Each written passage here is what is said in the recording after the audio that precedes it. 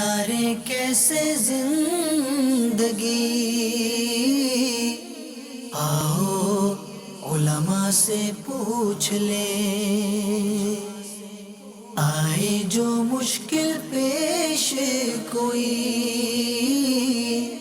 آؤ علماء سے پوچھ لیں۔ الحمدللہ رب العالمین والصلاة والسلام علی سید المرسلین، اما بعد فاعوذ باللہ من الشیطان الرجیم، بسم اللہ الرحمن الرحیم۔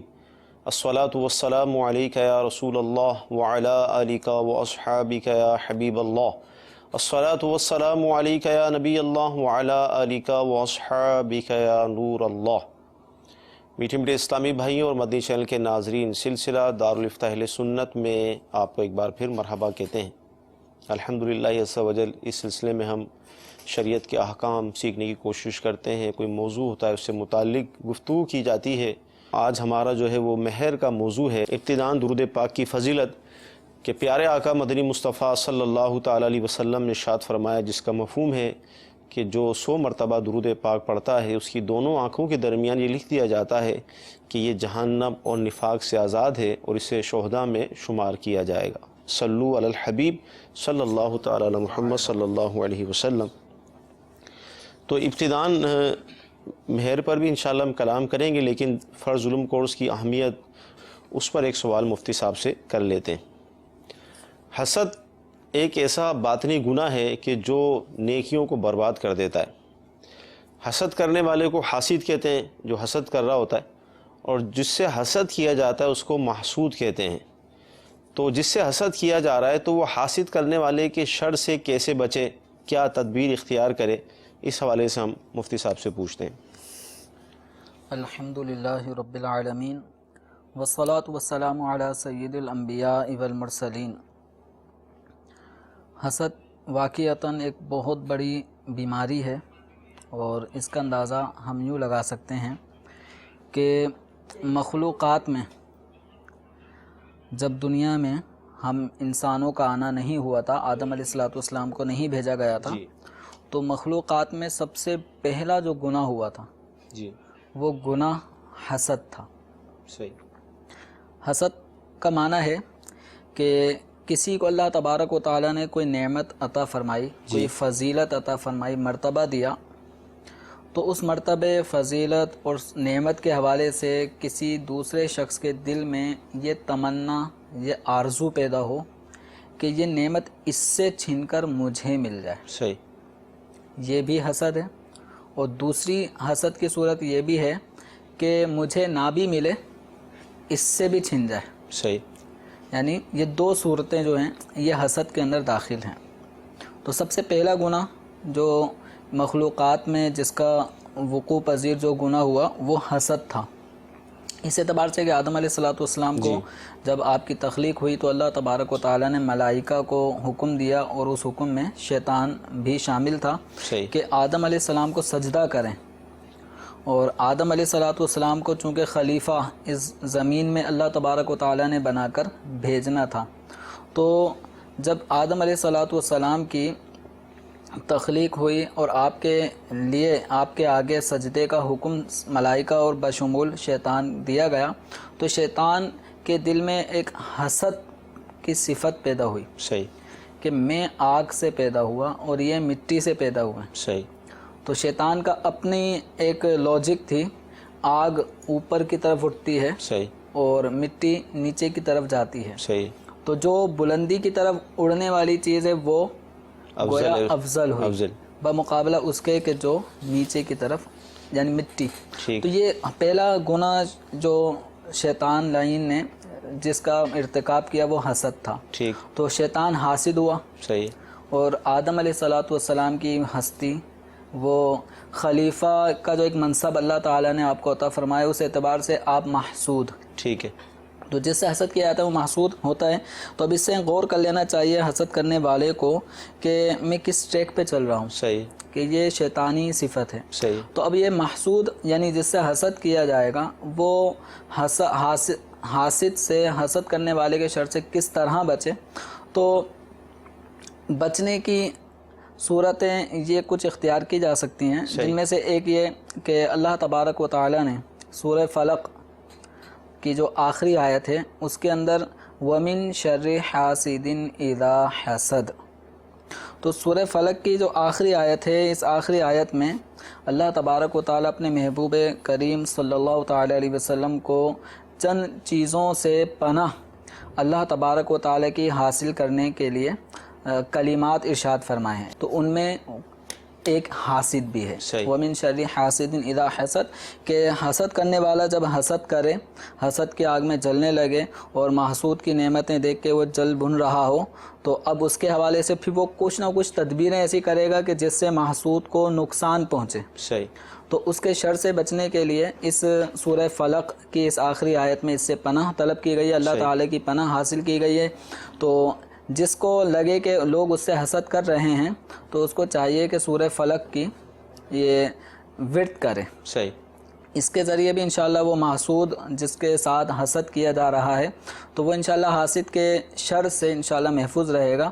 اور دوسرا یہ کہ الحمدللہ دعوت اسلامی کے ایک مجلس تعویذات عطاریہ، تو یہاں پر بھی امیر اہل سنت دامت برکاتہم العالیہ کے تعویذات ہوتے ہیں، جو قرآنی آیات، جو دعائیہ آیات ہوتی ہیں، ان پر احادیث میں جو دعائیں مذکور ہوتی ہیں ان پر مشتمل ہیں، اور اسلاف کے جو طریقہ کار تعویذات کے ہیں کلمات خیر پر مشتمل، تو اس قسم کے تعویذات ہوتے ہیں جس سے اپنی جان مال وغیرہ کی حفاظت انسان کر سکتا ہے۔ اور تعویذات کا استعمال، پہننا، اس کو اپنے پاس رکھنا، تو یہ صحابہ کرام علیہم رضوان کا طریقہ بھی رہا ہے کہ صحابہ اپنے چھوٹے بچوں کو کہ جن کو دعائیں یاد نہیں ہوتی تھی تو ان کو ان گلے میں کاغذ پر دعائیں لکھ کر ان کے گلے میں ڈال دیا کرتے تھے، اور جو بچے بڑے ہو جاتے ہیں ان کو یاد کروا دیا کرتے تھے۔ تو یہ تعویذ کا طریقہ صحابہ کرام علیہم رضوان سے ثابت ہے، اور تعویذات میں بھی یہاں بعض احادیث میں تعویذات سے منع کیا گیا ہے، اور ان کی وجہ باقاعدہ محدثین نے جو ابواب باندھے ہیں ان کے اندر وضاحت بھی ہے کہ ان تعویذات کا بیان جن میں کلمات شرک ہیں۔ تو نبی کریم صلی اللہ تعالی علیہ وسلم نے جن تعویذات سے منع فرمایا ہے وہ تعویذات تھے، وہ کلمات تھے، منتر تھے جن میں شرکیہ الفاظ پائے جاتے تھے۔ لیکن پھر آپ صلی اللہ تعالی علیہ وسلم نے صحابہ کرام علیہ رضوان کو باقاعدہ دعائیں تلقین فرمائی ہیں۔ حضرت جبریل علیہ السلام نے بھی خود حضور صلی اللہ تعالی علیہ وسلم کی بارگاہ میں آ کر کچھ کلمات تعویذ کے حوالے سے، پناہ طلب کرنے کے حوالے سے، مخلوق کے شر سے، تو یہ کلمات آ کے حضور صلی اللہ تعالی علیہ وسلم کو بتائے ہیں۔ تو اس لیے تعویذات کا باقاعدہ جواز ہے، جبکہ وہ تعویذ قرآنی یا احادیث میں یا اقوال صحابہ یا سلف و صالحین کے کلمات سے وہ تعویذ ہوں اور اس میں اللہ تبارک و تعالیٰ کے نام وغیرہ ذکر ہوں، تو اس طرح کے تعویذات استعمال کر سکتے ہیں۔ تو جو محسود ہے، جس کو لگتا ہے کہ لوگ میری نعمتیں دیکھ کر جو اللہ نے مجھے دی ہیں جلتے ہیں، اور جلنے کی وجہ سے وہ اس کی ہلاکت اور اس کے نقصان کی کوششیں کرتے ہیں، بس اوقات وہ محسود کو یہ پتہ بھی چل رہا ہوتا ہے کہ لوگ مجھ سے جلتے ہیں، جیلس ہوتے ہیں، تو اب وہ ان سے، ان کے شر سے بچنے کے لیے تعویذات عطاریہ کے مکتب سے بھی رابطہ کریں انشاءاللہ عزوجل۔ بہت ہی زبردست قسم کے تعویذات ہوتے ہیں جس سے باقاعدہ انسان بہت ساری برائیوں سے جو کسی بھی طریقے سے پہنچنے والی ہوتی ہیں اللہ تعالیٰ کے نام کی برکت سے محفوظ رہتا ہے۔ مدنی چینل کے ناظرین، جو یہ سوال کیا گیا تھا کہ محسود حسد سے یعنی حاسد سے کس طرح بچے، اس کا جواب ہمیں ملا۔ یہاں پر ایک دو مدنی پھول میں عرض کروں کہ جس طرح گناہ جو ہوتے ہیں ان کی کئی اقسام ہوتی ہیں۔ باطنی گناہ یعنی جن کا تعلق باطن سے ہوتا ہے، دل سے ہوتا ہے، اس میں حسد بھی شامل ہے، ریاکاری بھی شامل ہے، تکبر بھی شامل ہے، اس طرح کے درجنوں گناہ ہیں۔ تو اس پر دعوت اسلامی کے ارشادی ادارے مکتبۃ المدینہ نے ایک کتاب شائع کی ہے، تو وہ کتاب کو حاصل کر لیں، یا یہ جو موضوع ہے حسد، پرٹیکولر اس موضوع پر بھی کتاب موجود ہے، اس کا نام ہی حسد ہے، تو درجنوں صفحات اس پر لکھے گئے ہیں۔ یعنی ابھی ہم اس موضوع پر تو سچی بات یہ کئی کلام مطلب اس پہ کیا جا سکتا ہے، کافی دیر تک کلام ہو سکتا ہے، کئی سوالات میرے ذہن میں بھی آ رہے ہیں، لیکن ظاہر ہے یہی موضوع اس وقت نہیں ہے، صرف سوال جو ہے وہ تھا، اس حساب سے جواب دیا گیا۔ اللہ تعالی ہم سب کو حسد کے گناہ سے محفوظ فرمائے، اور جو حاسد ہوتا ہے اللہ تعالی اس کے شر سے ہمیں محفوظ فرمائے۔ یہ کتاب آپ مدنی چینل کے ناظرین دیکھیں، یہ موضوع اس کا حسد ہے، اس میں زبردست حسد کے حوالے سے جو ہے وہ مواد دیا گیا ہے۔ یہاں پر مفتی صاحب میں آپ سے عرض کروں گا، جیسے باطنی گناہ کا تذکرہ کیا ہم نے، تو غیبت کا تعلق تو زبان سے ہوتا ہے، یعنی زبان سے آدمی غیبت کرے گا تو ہوگی ورنہ نہیں ہوگی، لیکن بدگمانی شاید باطن میں آتی ہے، آدمی سوچتا ہے، مطلب سوچ اور دلی خیالات کا نام ہے۔ تو غیبت اور چغلی اور حسد، اگر ان کی تعریفات ہم مدنی چینل کے ناظرین کو بتا دیں تاکہ ان کے علم میں اضافہ ہو جائے۔ حسد کا مطلب یہ ہے کہ کسی کی نعمت دیکھ کر، اس کی خوشحالی دیکھ کر، اس کو اچھے حال میں دیکھ کر صحیح، یہ دل میں تمنا پیدا ہو کہ یہ نعمتیں جو اس کو ملی ہیں، یہ خوشیاں جو اس کو میسر ہیں، یہ اس سے چھن کر مجھے مل جائیں، صحیح، یا مجھے نہ بھی ملیں تو اس کے پاس بھی نہ رہیں۔ الغرض یہ جس کے پاس نعمتیں ہیں وہ نعمت سے محروم ہو جائے، مجھے ملے نہ ملے، مطلب یہ بھی میری طرح ہو جائے۔ اللہ، تو کسی کو نعمت میں دیکھ کر، خوشحالی میں دیکھ کر اس قسم کا یعنی برا جذبہ اور خیال، تمنا، آرزو جب دل میں پیدا ہو رہی ہوتی ہے تو اس کیفیت کا نام ہے حسد۔ اچھا، یہاں پر ایک سوال یہ ہوگا کہ کیفیت تو پیدا ہو سکتی ہے، کسی کے بھی دل میں ہو سکتی ہے کسی کی نعمت کو دیکھ کر، تو کیا کیفیت کے پیدا ہوتے ہی حکم لگ جائے گا یا مزید پیدا ہوتے ہی نہیں، تمنا کرنا، تمنا کرنا؟ اب دل میں خیال ہے اس کے پاس یہ نعمت ہے تو کیوں ہے، چھن جائے، یہ چھن جائے، یہ وسوسہ ایک ذہن میں آیا، خیال آیا کہ یہ تمنا کروں، صحیح، لیکن یہ جھٹک دیتا ہے، نہیں، اللہ تعالیٰ نے اس کو دیا، وہ اس کی مشیت ہے صحیح، کہ اس کو یہ نعمت دینی تھی، وہ اس کا اہل تھا، صحیح، اس کو یہ نعمت دے دی، مجھے اس کا اہل میں نہیں تھا، مجھے نہیں دی، اور مجھے نہیں ملی تو اس میں بھی اللہ تعالیٰ کی بے شمار حکمتیں ہوں گی کہ اس میں میرے حق میں فائدہ ہوگا، صحیح، تو اس طرح ایک ذہن بن سکتا ہے، آیا خیال، صحیح، لیکن آ کے چلا گیا۔ اب حسد کے اندر کیا ہوتا ہے، بندہ اس چیز کی ٹوہ میں لگ جاتا ہے، تمنا کرتا ہے، آرزو کرتا ہے کہ بس یہ نعمت اس سے چھن جائے، مجھے اس نعمت کے ساتھ یہ شخص اچھا نہیں لگ رہا، اور جب اس کو دیکھتا ہوں تو میرے جذبات بھڑک جاتے ہیں، جلنے لگتا ہے۔ تو یاد رکھیں یہ جلنے کا لفظ بھی اس کے لیے بولا ہی جاتا ہے نا، حسد کی آگ میں جلنا، تو یہ آدمی اپنا بھی نقصان کر رہا ہوتا ہے، مسلسل اپنا ہی نقصان کر رہا ہوتا ہے، تو اس میں جس سے حسد ہو رہا ہوتا ہے اس کا کوئی بھی نقصان نہیں ہوتا، اس کو بعض اوقات پتہ بھی نہیں چلتا کہ کون کون اس سے جیلی سے حسد کر رہا ہے، بس اوقات اس کو پتہ نہیں چلتا ہے، لیکن حاسد اپنی اس حسد کے آگ میں جل رہا ہوتا ہے، جہاں اس کی اپنی زندگی، خود غور کریں ناظرین بھی کہ جس کے اندر ایسی کیفیت ہے، اگر وہ ہمیں سن رہے ہیں تو وہ خود محسوس کرے گا کہ اس کی زندگی میں کیسا گھٹن ہے، صحیح، اس کی زندگی میں کوئی خوشی نہیں ہے، صحیح بات، وہ دوسرے کی خوشیاں دیکھ کے بے چین ہو جاتا ہے، تو اس بے چینی سے اور مطلب خوشیاں تو حاصل نہیں ہونی، صحیح، تو اس لیے اپنا علاج کریں، اپنے باطن کا علاج کریں، اور اللہ تبارک و تعالیٰ کی رضا اور اس کی جو تقسیم ہے، صحیح، جو نعمتیں اللہ تعالیٰ نے مخلوقات میں دے دی ہیں، جس کو جو دے دی، تو بس اوقات جاہل سے جاہل آدمی آپ کو پیسوں میں کھیلتا ہوا نظر آئے گا، صحیح، وہ سمجھدار پڑھا لکھا وہ بیچارہ سر کھجا رہا ہوتا ہے، میں کہاں سے پیسے لاؤں، کیا کروں، کس طرح روزگار، تو یہ اللہ تعالیٰ کی تقسیم ہے، اس کو مال دیا، اس میں اس کا امتحان ہو رہا ہے، اور آپ کو مال سے محروم رکھا، اس میں آپ کا امتحان ہو رہا ہے۔ رب تعالیٰ جس حال میں رکھے بندے کو اس میں رہنا چاہیے، اور اس کے تقسیم پہ صبر کرے، آزمائش ہے، صبر کرے، اور اگر نعمتیں ملی ہیں تو شکر کرے، دونوں چیزیں، نعمت کا ملنا بھی اور نہ ملنا بھی، یہ دونوں بندے کے لیے آزمائش ہو سکتی ہے۔ صحیح۔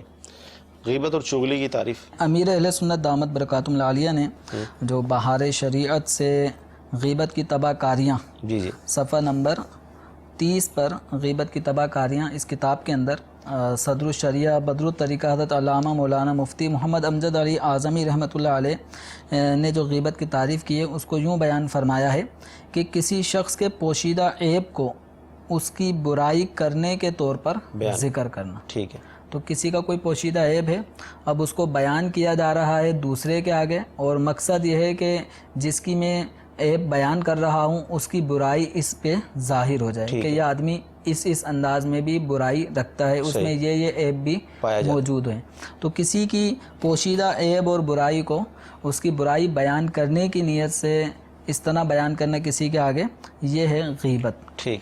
اور غیبت یہ بھی بہت سخت کبیرہ گناہوں میں سے ہے کہ غیبت کرنے والے کے بارے میں احادیث میں جو اس کے عذابات اور وعیدیں اور اس کے جو نقصانات بیان کیے ہیں، اس میں ایک نقصان یہ بھی ہے کہ ایمان بھی ایسے شخص کا خطرے میں پڑ جاتا ہے، صحیح، بوقت نزا اس کے ایمان کی تحفظ بہت مشکل ہو جاتی ہے۔ تو اس حوالے سے غیبت ایک بہت بڑا گناہ ہے۔ اللہ تبارک و تعالیٰ نے اس گناہ کو تشبیہ دی ہے مردہ بھائی کا گوشت کھانے سے۔ تو کوئی بھی آدمی کسی زندہ آدمی کا گوشت نہیں کھاتا، صحیح، پھر مر جائے پھر اس مرے ہوئے کا گوشت کھائے، تو یہ ایک گھناؤنا کام ہے۔ صحیح، ایسے افراد ہیں دنیا میں جو گوشت کھاتے بھی ہیں انسانوں کا، لیکن یہ کتنا گھناؤنا کام ہوتا ہے، اس کو سلیم الطبع آدمی اگر اس منظر کو تصور میں لائے تو بڑی اس کی طبیعت آؤٹ ہو جاتی کیا ہے۔ ہو جائے، الٹی ہو جائے۔ تو اس طرح اپنے مردہ بھائی کے گوشت سے اس کو تشبیہ دی ہے، اس لیے غیبت ایک بہت بڑا گناہ ہے، اس سے انسان کو بچنا چاہیے۔ ٹھیک، چغلی، چغلی کا مطلب یہ ہے کہ ایک آدمی میں کوئی عیب ہے، برائی ہے، یا کوئی بھی اس کا کام ہے، یا کوئی بھی اس نے بات کہی ہے، اس کی بات کو کسی دوسرے کے سامنے اس نیت سے، اس غرض سے بیان کرنا کہ اس کو نقصان پہنچے، صحیح، کسی کی لڑوانا، یعنی نقصان پہنچانے کے حوالے سے اس کی بات دوسرے تک پہنچانا کہ اس کو، جس کی بات جو دوسرے کو پہنچا رہا ہوں تو اس کو نقصان پہنچے گا، جس کو ہم دوسرے لفظوں میں شکایت کرنا بھی کہتے ہیں۔ بس اوقات بچے شکایت کرتے ہیں، ایک بچہ دوسرے کی شکایت کرتا ہے، تو شکایت کرنے کے بعد کیا ہوتا ہے، وہ دوسرا ہوتا ہے اس کا وہ پٹائی ہو جاتی ہے، بیچارہ ہنس رہا ہوتا ہے، لیکن جب اس کو ابو کے ذریعے شکایت کی جاتی ہے کہ ابو اس نے یہ کام کیا، اس کی پٹائی ہو جاتی ہے۔ تو چغلی کا معنی یہ ہے کہ کسی کی کوئی بات دوسرے کو بیان کرنا، اور مقصد یہ ہو کہ جس کی میں شکایت کر رہا ہوں، جس کا عیب بیان کر رہا ہوں، تو وہ اس کو نقصان پہنچے۔ اور اس طرح یہ چغل خوری جو ہے نا، یہ ایک رشتے کے اندر بہت بڑی دیوار کھڑی کر دیتی ہے، صحیح، محبتوں کی جگہ نفرت پیدا ہو جاتی ہے۔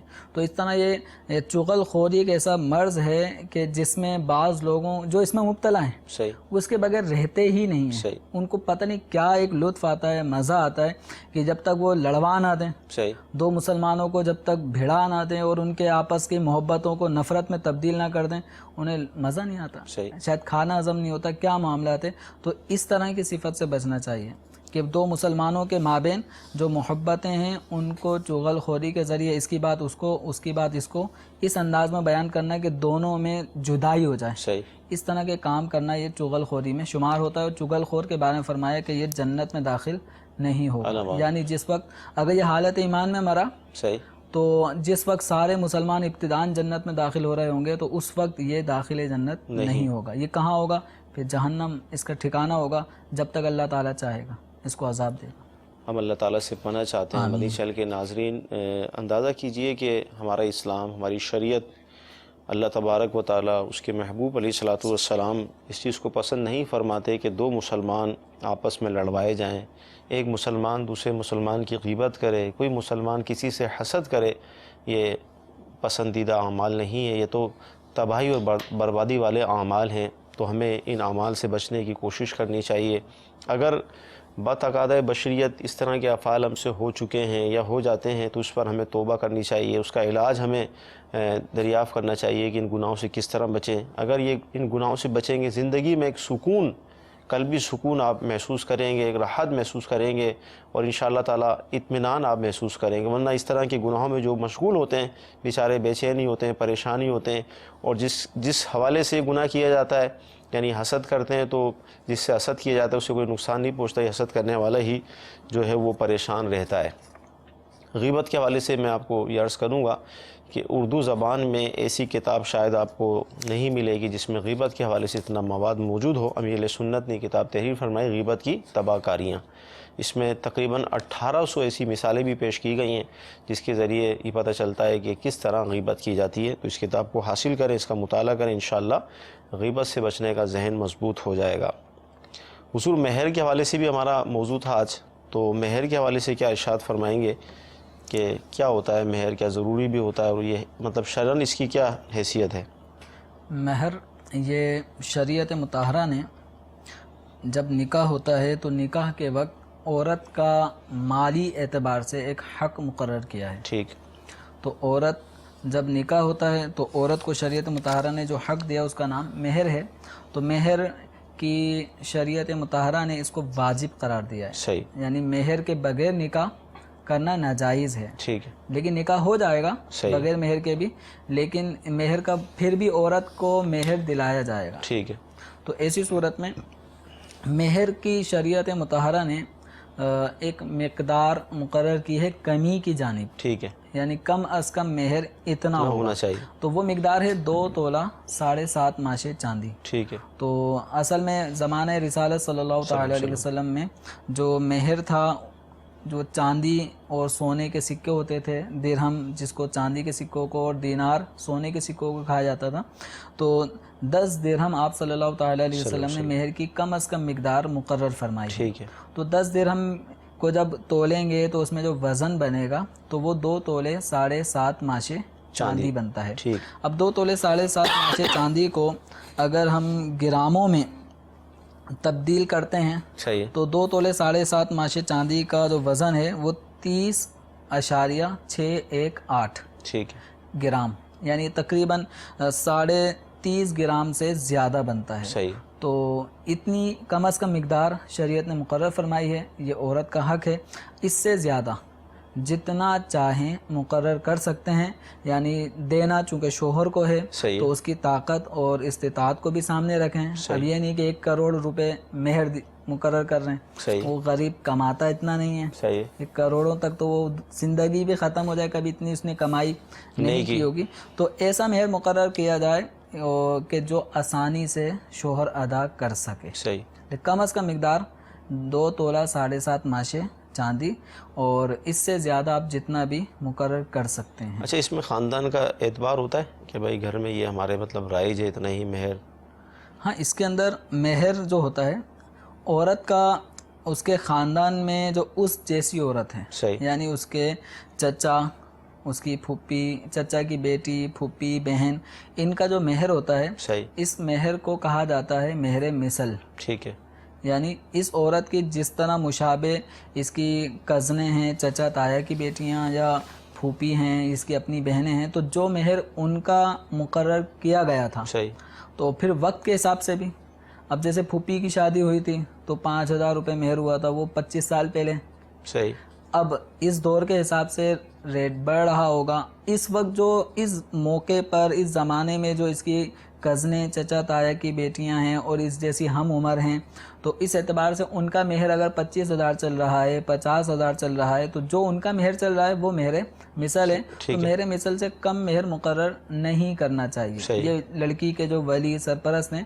ان کو چاہیے کہ چونکہ عورت کا حق ہے تو جیسا اس جیسی عورتوں کا اس کے خاندان میں مہر ہے تو اتنا ہی مہر مقرر کروائیں، صحیح، یہ بہتر ہے۔ اگر اس سے کم بھی کروا لیا تو بھی وہی مہر بعض اوقات لڑائی جھگڑے تک نوبت پہنچ جاتی ہے، عجیب مطلب کیفیت ہو جاتی ہے کہ ہاں، یہ بس اوقات نکاح پڑھاتے وقت ہاں پہلے سے وہ کچھ باتیں نہیں ہوئی ہوتی جی، کہ کتنا مہر مقرر کیا جائے گا، ادائیگی کس طرح ہونی ہے، کیا طریقہ کار ہوگا۔ اب جب نکاح پڑھانے کے لیے نکاح خواہ قاضی صاحب آئے ہوئے ہیں، وہ سارے کالم فل کرتے کرتے جب آتا ہے مہر، تو اب مہر کے وقت بھائی 1 لاکھ روپے لکھ دیں، اب ادھر لڑکے والے حیران پریشان کہ 1 لاکھ روپے، بھائی ہم تو 25,000 چلتا آ رہا ہے ہمارے ادھر، تو ادھر ہم نے فلاں کی شادی کی تو اس میں 25 رکھا، تو اس کا اب اس کا 1 لاکھ کیسے رکھ دیں؟ صحیح، اب یہ این ٹائم پہ اب نکاح ایک خوشی کا موقع ہے، ٹھیک ہے، اب یہ مہر پہ 25، 50، 1 لاکھ یہ جو گفتگو ہو رہی ہوتی ہے یہ ایسی بدمزگی پیدا کر دیتی ہے کہ چند منٹ سمجھیں اسی لڑائی جھگڑے میں چلتے رہتے ہیں۔ اسی طریقے سے ایک جگہ نکاح پڑھایا، وہاں جب مہر کا کالم فل کیا جانے لگا تو لڑکے والوں نے کہا کہ جو ہم زیور دیں گے وہ مہر ہوگا۔ صحیح، اب لڑکی والے غصے میں آ گئے کہ یہ کیا، ایک زیور جو ٹرینڈ چل رہا ہے کہ زیور شوہر کی طرف سے تحفہ ہوتا ہے، ایک گفٹ ہوتا ہے، تو یہ اس کو مہر بنا کے شوہر مطلب نکلنا چاہ رہا ہے، صحیح، تحفہ نہیں دے گا، یہ تو مہر بنا دیا اس نے۔ تو اب اس پہ بڑی مطلب ان کی بدمزگی ہوئی، پھر معاملہ ٹھنڈا ہوا، اس پہ لڑکی والے پامرے مجبوری ایگری ہوئے کہ ٹھیک ہے بھائی، اب انہوں نے کہا کہ ہمارے خاندان میں ہم جو زیور دیتے ہیں وہ مہر ہوتا ہے۔ اب یہ بات اگر پہلے سے طے ہوتی صحیح تو یہ جھگڑا نہیں ہوتا، خوشی کے موقع میں اس طرح کی رنجشیں پیدا نہیں ہوتی. صحیح. تو اس لیے عام طور پہ جو سمجھدار گھرانے ہیں تو ان میں یہی ہوتا ہے کہ 15-20 دن پہلے ہی یہ سارے معاملات طے ہو چکے ہوتے ہیں کہ کتنا مہر ہے, کیا ہوگا, کس طرح ادا کیا جائے گا. بعد میں نکاح کے وقت قاضی صاحب کو یہ پریشانی نہیں ہوتی اور سمپلی خوشی خوشی نکاح ہو جاتے ہیں. صحیح. مہر کی اقسام بھی کچھ بنتی ہیں؟ مہر کی اقسام ادائیگی کے اعتبار سے ہیں. ٹھیک. یعنی کب دیا جائے گا, کب نہیں دیا جائے گا. تو اس ٹائم پیریڈ کے حساب سے اس کی مہر کی 3 قسمیں بنتی ہیں. ایک ہوتا ہے مہر معجل. مہر معجل یہ عین کے ساتھ ہوتا ہے, میم عین جیم لام. ٹھیک ہے. مہر معجل. اور دوسرا ہوتا ہے مہر مؤجل. مہر معجل. اور تیسرا ہوتا ہے مہر مطلق. صحیح ہے. مطلق کا مطلب آزاد. ٹھیک ہے. تو مہر معجل جو ہوتا ہے میم عین کے ساتھ جو ہوتا ہے, اس میں عجلت, جلدی, تعجیل یہ معنی پایا جاتا ہے. صحیح ہے. تو مہر معجل کا مطلب یہ ہوتا ہے کہ عورت کو رخصتی سے پہلے شوہر مہر ادا کر دے. صحیح. تو یہ مہر معجل ہوتا ہے. اور بعض خاندانوں میں ایسا ہے کہ جب لڑکی کے پاس اجازت لینے کے لیے وکیل, گواہ وغیرہ جاتے ہیں تو ساتھ میں 5,000 8,000 جو ایک مہر عام طور پہ جو جلدی والا ہوتا ہے اس میں کم ہی مہر ہوتا ہے. تو 5, 8, 10, 11,000 میں وہ لڑکی تک مہر پہنچ جاتا ہے. تو یہ مہر معجل ہوتا ہے کہ لڑکی کو رخصتی کے وقت ہی دے دیا جاتا ہے. اور دوسرا جو مہر ہے مہر مؤجل, جس کو واو کے ساتھ اور چھوٹا سا حمزہ اوپر لکھا جاتا ہے, مہر مؤجل. تو اس کا مطلب ہوتا ہے کوئی مہر کی ادائیگی کے لیے وقت مقرر کر دیا. شوہر نے کہا کہ بھائی میں 2 سال میں آپ کو مہر دے دوں گا, لکھ دیں, تو 2 سال میں مہر دیا جائے گا, 10 سال میں دیا جائے گا. تو کوئی ٹائم پیریڈ مقرر ہو جائے تو یہ مؤجل ہوتا ہے. مؤجل کا مطلب وقت باندھا ہوا. ٹھیک ہے. تو یہ مہر کی دوسری قسم ہو گئی. اور تیسری قسم جو عام طور پہ اکثریت ہمارے یہاں پہ جو پاک و ہند کا جو ماحول ہے اس میں جو مہر مقرر ہوتا ہے وہ تیسری قسم کا ہوتا ہے. اس تیسری قسم میں کوئی کب دینا ہے صحیح یہ کوئی تذکرہ عام طور پہ نہیں ہوتا کہ رخصتی کے وقت دیا جائے گا یا نکاح کے بعد اتنے سالوں میں ادا کر دیا جائے گا. تو کوئی ٹائم پیریڈ جلدی یا دیر کا طے نہیں ہوتا. بس سمپلی بھائی اتنا دینا ہے, کب دینا ہے اس کا کوئی ٹائم پیریڈ طے نہیں ہوا. تو یہ کہلاتا ہے مہر مطلق. تو جو مہر معجل ہوتا ہے عین کے ساتھ معجل, تو وہ رخصتی کے وقت دیا جاتا ہے. مہر مؤجل جو واو کے ساتھ لکھا جاتا ہے, تو یہ مہر جو ٹائم پیریڈ طے ہوگا اس ٹائم پیریڈ پہ عورت مطالبہ کر سکتی ہے, اس سے پہلے نہیں کرے گی. اور تیسرا جو مہر ہے مہر مطلق, جس میں کوئی ٹائم پیریڈ دینے کا وقت طے نہیں ہوا, تو اس مہر کے حوالے سے عورت مطالبہ نہیں کر سکتی کہ مجھے ابھی چاہیے, مجھے اتنے مہینے میں چاہیے. شوہر پہ لازم ہے, شوہر کو دینا ہے, لیکن عورت کی طرف سے مطالبہ نہیں ہوگا کیونکہ وقت طے نہیں ہوا. جب وقت طے نہیں ہوا تو اس لیے ابھی اور اس طرح کا مطالبہ وہ فی الحال نہیں کر سکتی. شوہر کی یہ ذمہ داری ہے کہ عورت کا جو طے شدہ مہر ہے وہ اس کو جلد از جلد ادا کر دے. صحیح. اچھا یہاں پر یہ کہ اگر شوہر ادا کرنا چاہتا ہے, بعض اوقات مہر کی ادائیگی کے حوالے سے بعض عورتوں کو وسوسے بھی ہوتے ہیں, میں کیوں ادا کر رہے ہیں, کوئی ایسی ناراضگی چھوڑ تو نہیں دے گا, کیوں دے رہا ہے میرا مہر. تو یہاں پر کیا فرمائیں گے؟ دیکھیں یہ جو سیدھی سادی شریف سی ہوتی ہیں اسلامی بہنیں, ہو سکتا ہے ان کو یہ وسوسہ آئے کہ کہیں چھوڑ تو نہیں دے گا. صحیح. ورنہ پیسہ کس کو برا لگتا ہے. صحیح. تو شوہر کی طرف سے مہر اگر دیا جا رہا ہے تو اس کو آپ قبول کریں. صحیح. اس وسوسے میں اور بدگمانی اور وہم میں نہ پڑیں کہ یہ مہر آپ کو اس لیے دے رہا ہے کہ آپ کو اگلے دن کچھ دوسرا پیپر بھی دے گا. صحیح. تو ایسا نہیں ہے. یہ تو میاں بیوی کے آپس کے جو رابطہ ہے اس سے ہی پتہ چل جاتا ہے کہ یہ کس انداز میں دیا جا رہا ہے, کس انداز میں نہیں دیا جا رہا. تو بہرحال اس کی بڑی ایک برکت بھی ہے, یعنی شوہر کو اگر شوہر نے مہر دے دیا تو کچھ پیسے وہ شوہر کو دے دے. شوہر ان پیسوں سے, یعنی یہ عورت کی طرف سے شوہر کو گفٹ ہے کہ یہ آپ نے جو مجھے یہ مہر دیا ہے, اس مہر کی اتنی رقم سے آپ شہد لے لیں. ٹھیک ہے. اب وہ شہد اور بارش کا پانی, صحیح, یہ دونوں چیزیں جمع کر لے, اور جمع کرنے کے بعد شوہر اس کو شہد ملا پانی بارش کا, تو اس کو پیے. تو انشاءاللہ بیماری سے شفا پائے گا. سبحان اللہ. تو بسا اوقات شوہر بیمار ہوتے ہیں, صحیح. تو ایک بیماری دور کرنے کا یہ نسخہ مولا کائنات حضرت علی کرم اللہ تعالی وجہہ الکریم نے ارشاد فرمایا ہے. صحیح. تو اس نسخے پہ عمل کریں کہ شوہر مہر ادا کرے صحیح. اور عورت اس مہر سے کچھ رقم اس کو شہد کے لیے فراہم کرے. شہد اور بارش کا پانی جب بارش ہو رہی ہو تو ابتداءً جو بارش کا پانی برستا ہے اس میں گرد غبار بھی نظر آتا ہے, تو کچھ وقت گزر جائے تو اس کے بعد بارش کا جو صاف پانی ہو اس میں شہد کو ملا کے شوہر اس پانی اور شہد کو استعمال کریں. انشاءاللہ جو بیماریاں ہوں گی اس اچھی نیت سے کہ مولا کائنات رضی اللہ تعالی عنہ نے یہ برکت بتائی ہے تو انشاءاللہ میری یہ بیماری میں مجھے افاقہ ہوگا. لیکن اس پہ بھی تھوڑا غور کریں کہ شہد ہر آدمی کو موافق آئے. صحیح. اس حوالے سے بھی دیکھ لیں. اور شہد بھی اصلی شہد بھی. تو اب یہ ہے کہ اس میں طبیعت کو بھی سامنے رکھے اور اگر کسی کو میٹھا منع ہے تو وہ تھوڑا سا ڈاکٹر کو بتا کے کہ میں اتنی مقدار میں یوں لینا چاہتا ہوں تو کیا لے سکتا ہوں, مضر تو نہیں ہے. تو ان سب چیزوں کو سامنے رکھ کے کر سکتا ہے وہ. مدنی چینل کے ناظرین, مہر کے حوالے سے گفتگو آپ سن رہے ہیں, کتنی اہم باتیں اس میں ہو رہی ہیں. آپ کو شامل کرتے ہیں آپ کی کالز کو.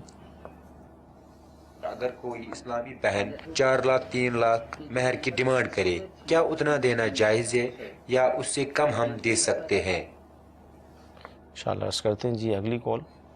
میں بات کر رہا ہوں. چشمہ سوال یہ ہے کہ ہم جب وضو کرتے ہیں تو وضو میں جو ہم کونیوں میں پانی بہاتے ہیں 3 بار, بعض لوگوں کو میں نے دیکھا ہے کہ وہ صرف کونیاں دھو لیتے ہیں, مطلب پانی نہیں بہاتے, صرف دھو لیتے ہیں. کیا یہ دھونا ٹھیک ہے یا اصل طریقہ؟ تو میں نے جو پڑھا ہے علامہ سے سنا ہے کہ وہ کونیوں میں 3 بار پانی بہانا ہے. سر کون سا طریقہ ٹھیک ہے؟ یہ صحیح رہنمائی تھا. انشاءاللہ عرض کرتے ہیں. جی اگلی کال. سجدہ میں 3 انگلیوں پاؤں کی انگلیوں کا لگنا فرض ہے, تو اسلامی بہنیں بھی پاؤں کی 3 انگلیاں سجدہ میں کس طرح لگائیں, یا ان پہ انگلیوں کا پیٹ لگانا فرض نہیں؟ انشاءاللہ عرض کرتے. 3 لاکھ کی ڈیمانڈ اگر کریں مہر میں, جس طرح ابھی آپ نے فرمایا بھی تھا بعض 1 کروڑ کی ڈیمانڈ کر دیتے ہیں. اصل میں دیکھیں اس میں وہی ہے, اگر اس عورت کے خاندان میں مہر اتنا ہی چل رہا ہے, مہر مثل, کیونکہ غریب طبقے میں تو شاید لاکھ کے نیچے ہی مہر اکثر رہتا ہے, تو اگر کوئی امیر طبقہ ہے اور اس کے اندر لاکھوں میں 5-5 لاکھ 4-4 لاکھ روپے مہر مقرر کیا جا رہا ہے, تو عام طور پہ امیر طبقہ وہ اپنی بچیوں کا نکاح بھی امیر گھرانوں میں ہی کر رہے ہوتے ہیں. تو اس حوالے سے اگر شوہر میں اتنی طاقت ہے کہ وہ 5 لاکھ 4 لاکھ 3 لاکھ مہر دے سکتا ہے, تو پھر اتنا مہر مقرر کیا جا سکتا ہے. لڑکی والوں کی طرف سے اتنی ڈیمانڈ کی جا سکتی ہے.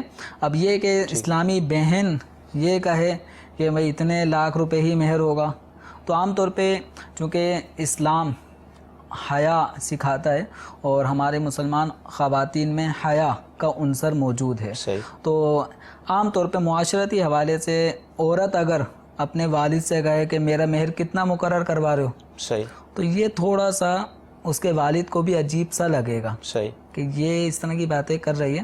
تو الحمدللہ ہمارے معاشرے میں خواتین میں حیا ہے, اور اس طرح کے ٹاپک پہ وہ اپنے والدین کے ہی سپرد کر دیتی ہیں معاملات کہ ہمارے والدین ہمارا مہر اچھا ہی مقرر کروائیں گے. ہاں اگر مطلب لڑکی کے والد اس سے خود ہی پوچھتے ہیں ہاں بھائی تمہارا مہر کتنا رکھوایا جائے, تو اب اگر کوئی بتا دیتی ہے تو اس میں بھی کوئی حرج کی بات نہیں ہے. صحیح. وضو کرتے وقت کوہنیاں, یعنی انہوں نے 2 باتیں کی کہ پانی بہانا اور دھونا, تو ہے کیا, اصل کیا ہے؟ دیکھیں اصل ہے جو اعضائے وضو ہیں جن میں سے کوہنیوں سمیت دونوں ہاتھوں کا دھونا بھی شامل ہے, تو پانی بہانا ہے اور اسی کو دھونا بھی کہا جائے گا, لیکن دھونے اور پانی بہانے میں مطلب یہ یکساں چیز ہے. پانی بہانا اسی وقت کہلائے گا, فرض ادا کرے گا جب جو اعضائے وضو ہیں جیسے کونی سمیت یہ پورے ہاتھ کو دھونا ہے, تو اس پورے اعضاء کے ہر حصے پر 2 قطرے کم از کم بہہ جائیں, تو اس کو کہا جائے گا کہ یہ دھویا ہے. تو اب ان کا سوال سے ایسا لگ رہا تھا جیسے کہ کوئی آدمی نل کے نیچے ہاتھ لے جاتا ہے اور اس طرح تو یہ پورا دھو لیتا ہے. اب یہ سائل محترم کا جو سوال ہے وہ شاید لگ ایسا رہا ہے کہ یہ اس طرح چلو بھر کے یوں پانی یوں کونی تک نہیں بہاتا. ہاں یوں جو ڈالتے ہیں لوگ پانی اس طرح, تو یہ اس طرح ہاتھ لے کے یوں پانی کو نہیں بہاتا تو اس طرح یہ اس کا وضو ہوگا یا نہیں ہوگا؟ اس نے تو نل کے نیچے اپنا ہاتھ لے آ کے دھو لیا اور اس طرح چلو بھر کے یوں یوں جو کرتے ہیں اس طرح نہیں کیا. تو یاد رکھیں پانی بہانا 2 قطرے ہر حصے پہ یہ فرض ہے. صحیح. اب جو چلو بھر کے لوگ اس طرح 1 2 3 یوں کرتے ہیں تو یہ پانی بہانا یہ اس انداز میں پانی بہانا یہ ضروری نہیں ہے. اصل ہے کہ کونیوں سمیت دونوں ہاتھ دھل جائیں. صحیح. یہ ضروری ہے. مدنی چینل کے ناظرین ابھی جس طرح یہ سوالات کیے گئے اور آپ نے بھی اس کے جواب بھی سماعت فرمائے، یعنی وضو کے حوالے سے میں آپ کو ایک مدنی مشورہ یہ پیش کروں گا کہ نماز کے احکام ایک کتاب ہے میرے پاس، آپ اس کی زیارت کر لیجئے. یہ اس کتاب میں پورا رسالہ اس پر موجود ہے وضو کے حوالے سے. تو وضو کے فرائض، سنتیں اور دیگر جو معاملات ہیں، تو انشاءاللہ تعالی اس کتاب کو حاصل کر اس کا مطالعہ کر لیں گے تو وضو کی مکمل معلومات جو ہے وہ کافی حد تک آپ کو حاصل ہو جائے گی. تو لہٰذا اس کا مطالعہ کریں. اور مدنی چینل کے ناظرین آپ اسکرین پر کتاب دیکھ سکتے ہیں، اس کا ڈسپلے ہو رہا ہے. تیسرے ہمارے کالر تھے کہ سجدے میں 3 انگلیاں لگانا فرض ہے، انہوں نے یہ کہا. ایک تو ان کی ہم تفہیم کر دیں اسلامی بھائی کی، اسلامی بہنوں کے حوالے سے کیا ہوگا؟ لیکن سجدے میں 3 انگلیاں پاؤں کی 3 انگلیوں کا پیٹ لگانا یہ فرض نہیں ہے. ٹھیک ہے. ہر پاؤں کی 3 انگلیوں کا پیٹ لگانا یہ واجب ہے. ٹھیک ہے. فرض نہیں ہے. فرض ہے جو دونوں پاؤں کی 10 انگلیاں ہیں ان میں سے کسی بھی ایک انگلی کا پیٹ پاؤں کی کسی بھی ایک انگلی کا پیٹ زمین پہ لگانا. صحیح. یہ فرض ہے، یہ ضروری ہے، اس کے بغیر نماز نہیں ہوگی. صحیح. اب 3 انگلیوں کا پیٹ لگانا یہ واجب ہے. صحیح. اب اسلامی بہنوں کا جو معاملہ ہے تو اسلامی بہنوں کے لیے چونکہ سجدے کی جو حیت اور کیفیت جو بیان کی جاتی ہے تو اس میں یہ ہے کہ ان کی پنڈلیاں زمین سے لگی ہوں. صحیح. ان کی رانیں پنڈلی سے، پیٹ رانوں سے لگا ہو، تو اس طرح وہ زمین پہ سمٹ کے سجدہ کریں گی. تو یہ سمٹ کے سجدہ کرنے کا جو طریقہ ہے صحیح یہ اس حیت میں کہ اگر وہ مردوں کی طرح پاؤں کی انگلیاں موڑ کر قبلہ رو کر کے سجدہ کریں گی تو عورتوں کو جو سجدے کی حیت بیان کی جاتی ہے تو اس کی ادائیگی صحیح طور پہ نہیں ہو پائے گی کہ پنڈلی جو ہے وہ زمین سے اٹھ جاتی ہے. کہ مرد حضرات جب سجدہ کر رہے ہوتے ہیں تو ان کی پنڈلی زمین پہ نہیں ٹکی ہوتی، گھٹنا ٹکا ہوگا اور پنجہ ٹکا ہوتا ہے. تو عورتوں کو اپنی پنڈلی بھی زمین سے لگانی ہے. تو یہ اسی صورت میں ہوگا کہ وہ انگلیاں نہ موڑیں. اب عورتیں پاؤں کس طرف کریں تو دائیں طرف بھی کر سکتی ہیں اور پیچھے کی طرف بھی نکال سکتی ہیں. تو دائیں طرف نکالنا یہ بہتر ہے. صحیح. کال ہمارے پاس اس حوالے سے موجود ہے. آئیے مہر یعنی سونے کے حوالے سے کس طرح مہر ہوگا ارشاد. تقریباً 31 گرام جو آپ نے فرمایا کچھ کم بنتی ہے، تو اگر سونے کی شکل میں دیتے ہیں تو تقریباً 1.5 گرام بنتی ہے. تو اگر اتنا سونا دینے سے وہ ادا ہو جائے گا؟ 1 گرام اگر سونا دے دیں تو مہر ادا ہو جائے گا. اب یہ دیکھ لیں کہ 1 گرام کے اندر کتنی مالیت بنتی ہے، کیونکہ 1 گرام سونا تقریباً 4.5 سے 5,000 روپے کا آئے گا. اور 2 تولے 7.5 ماشے چاندی جو آپ نے ارشاد فرمائی شاید وہ فی زمانہ جو ریٹ چل رہا ہے اس میں 2,000 ہی بنے گے. اب اگر 2,000 روپے بالفرض 2 تولہ 7.5 ماشے چاندی کی قیمت اگر 2,000 کے اندر ہے تو کسی نے 2,000 روپے 4,000 روپے کا کوئی سونے کا 1 گرام کوئی لاکٹ بنا دیا یا کوئی مطلب کوئی بھی زیور بنا کر اپنی بیگم کو پیش کر دیا، یا اتنا طے ہوا کہ اتنے گرام مہر ہوگا. صحیح. اور جتنے گرام مہر ہے سونے کا تو وہ 2 تولہ 7.5 ماشے چاندی کی قیمت کے برابر یا اس سے زیادہ ہے. تو اتنے گرام سونا مقرر کر سکتے ہیں مہر میں. تو ضروری نہیں ہے کہ چاندی ہی دی جائے. چاندی کون دیتا ہے؟ اصل یہ پیسے ہیں وہ 2 تولہ 7.5 ماشے چاندی کی قیمت سے کم نہ ہوں. ٹھیک ہے. اتنے یا اس سے زیادہ جتنے ہوں وہ مقرر کیے جائیں گے. ٹھیک ہے. پیریڈ لمبا ہو گیا، شادی کو 10 سال ہو گئے، 15 سال ہو گئے، شوہر کا انتقال ہو گیا، جی مہر نہیں دیا تو کیا معاف ہو جائے گا؟ نہیں، مہر معاف تو نہیں ہوگا جب تک کہ صاحب حق یہ عورت حقدار ہے، جب تک یہ خود معاف نہ کرے. تو عورت جب تک معاف نہیں کرے گی مہر معاف نہیں ہوگا. ٹھیک ہے. اب شوہر نے اگر اپنی زندگی میں مہر ادا نہیں کیا اور عورت کو جہاں شوہر کا انتقال ہونے کی صورت میں وراثت میں حصہ ملے گا. صحیح. تو وراثت کی تقسیم سے پہلے شریعت مطہرہ نے چند حقوق میت کے حوالے سے مقرر فرمائے ہیں. ٹھیک ہے. کہ سب سے پہلے اس کے مال کا خرچہ اس کے کفن دفن وغیرہ میں ہوگا.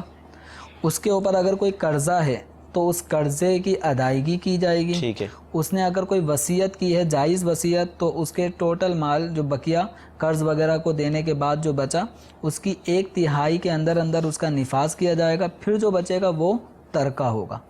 تو اب ایک آدمی نے اگر اپنی بیوی کو اپنی زندگی میں مہر ادا نہیں کیا تھا اور انتقال ہو گیا اور عورت نے مہر معاف بھی نہیں کیا یا وہ معاف نہیں کرنا چاہتی اب، تو اس آدمی کے مال میں سب سے پہلے اس کے تجہیز و تکفین جو سنت کے مطابق ہے اس میں خرچہ کیا جائے گا. صحیح. اس کے بعد پھر دوسرا اسٹیپ اس کے مال میں تصرف کا یہ ہے کہ اس نے جن جن لوگوں سے قرضے لیے تھے ٹھیک. تو اس کے مال سے ان لوگوں کے قرضے ادا کیے جائیں گے. انہی قرضوں میں سے ایک قرضہ مہر بھی ہے. تو جو عورت کا 20-25 ہزار اگر شوہر نے مہر ادا نہیں کیا تھا تو وہ مہر عورت کو پہلے دیا جائے گا تقسیم ترکہ سے پہلے. اچھا، شوہر کے انتقال کے فوراً بعد جیسے بعض عورتوں کی توجہ اس طرف نہیں ہوتی مہر کی طرف بھی، اب وراثت کے مال میں جب مہر ہم دیں تو وہ اگر معاف کر دے اس وقت تو وہ تو معاف ہو جائے گا. نہیں، معاف کرنے کا عورت کو اختیار ہے. ٹھیک ہے. تو عورت اگر مہر نہیں لیتی، شوہر کو اس نے معاف کر دیا کہ شوہر پہ جو میرے 20-25 ہزار مہر کے تھے میں اپنے شوہر کو معاف کیے، ٹھیک ہے، تو معاف ہو جائے گا. صحیح ہے.